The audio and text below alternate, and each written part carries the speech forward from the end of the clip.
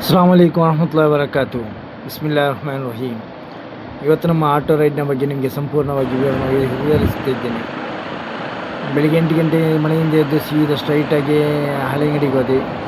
ಹಳೆಂಗಡಿ ಹೋಗಿ ಹಳೆಂಗಡಿಯಿಂದ cement load ಒಂದಿತ್ತು.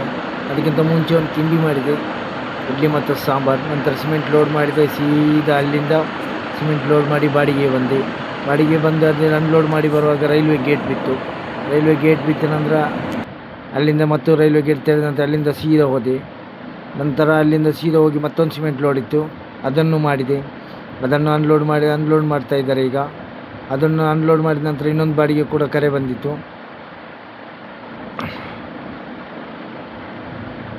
ಅಲ್ಲಿಂದ ಸೀದಾ ಹೋದೆ, ಮತ್ತೊಂದು ಬಾಡಿಗೆಯನ್ನು ಪಿಕಪ್ ಮಾಡಿದೆ. ಆ ಬಾಡಿಗೆಯನ್ನು ಮಾಡಿದೆ. ಆ ಬಾಡಿಗೆಯನ್ನು ಮಾಡ್ತಾ ಸಮಯ ಸುಮಾರು 10-11 ಗಂಟೆವರೆಗೆ ಆಗ್ತಾ ಬಂತು. 10-11 ಗಂಟೆ ನಂತರ ಬಾಡಿಗೆ ಅದನ್ನು ಮಾಡಿದ ನಂತರ ಅದರಿಂದ ಸೀದಾ ಮತ್ತೊಂದು ಕರೆ ಬಂತು. ಆ ಕರೆಯನ್ನು ಆ ಬಾಡಿಗೆಗೂ ಹೋಗಬೇಕಂತ ಬರ್ತವೆ. ಅದನ್ನು ಮಾಡೋ ನಂತರ ಒಂದು ಸಿಮೆಂಟ್ ಹಾಕಲಿಕ್ಕೂ ಕೂಡ ಇತ್ತು.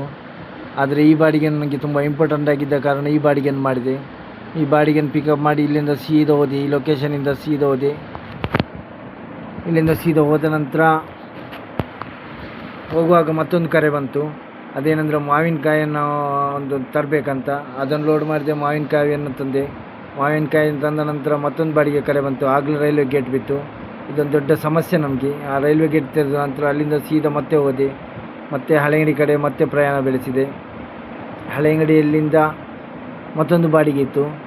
ಆ ಬಾಡಿಗೆಯನ್ನು ಪಿಕಪ್ ಮಾಡಲಿಕ್ಕೆ ಹೋದೆ. ಪಾರ್ಕಿಗೆ ಹೋದೆ. ಆ ಪಾರ್ಕಿಗೆ ಹೋದ ನಂತರ ಅಲ್ಲಿಂದ ಒಂದು ಗುಜಿರಿಯನ್ನು ಹಾಕ್ಕೊಂಡು ಹೋಗ್ಲಿಕ್ಕಿತ್ತು.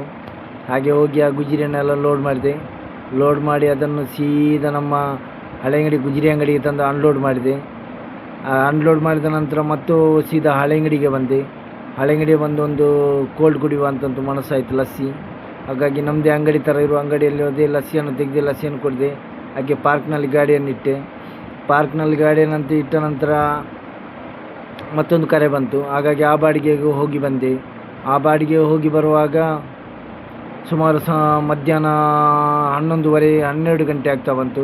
12 ಗಂಟೆ ನಂತರ ಪಾರ್ಕಿಗೆ ಬಂದು ಪಾರ್ಕ್ನಲ್ಲಿ ನಿಲ್ಲಿಸುವಂತಾಯಿತು. ಅದನ್ನು ಮಾಡಿದೆ.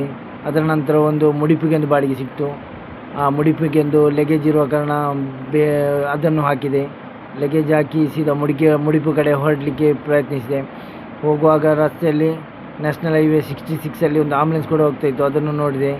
ಯಾರಾದರೂ ಆಂಬುಲೆನ್ಸ್ಗಳನ್ನು ಕಂಡ್ರೆ ದಯವಿಟ್ಟು ಸೈಡ್ ನೀಡಿ. ಅಲ್ಲಿಂದ ಸೀದಾ ಕುಲೈಗೆ ಬರುವಾಗ ಕುಲೈಯಲ್ಲಿ ಒಂದು ಆಕ್ಸಿಡೆಂಟ್ ಆಗಿ ರೋಡೆಲ್ಲ ಬ್ಲಾಕ್ ಆಗಿತ್ತು. ಅದು ಅಲ್ಲಿ ಒಂದು 10 ನಿಮಿಷ ಅಲ್ಲಿ ಕೂಡ ವೇಸ್ಟ್ ಆಯಿತು.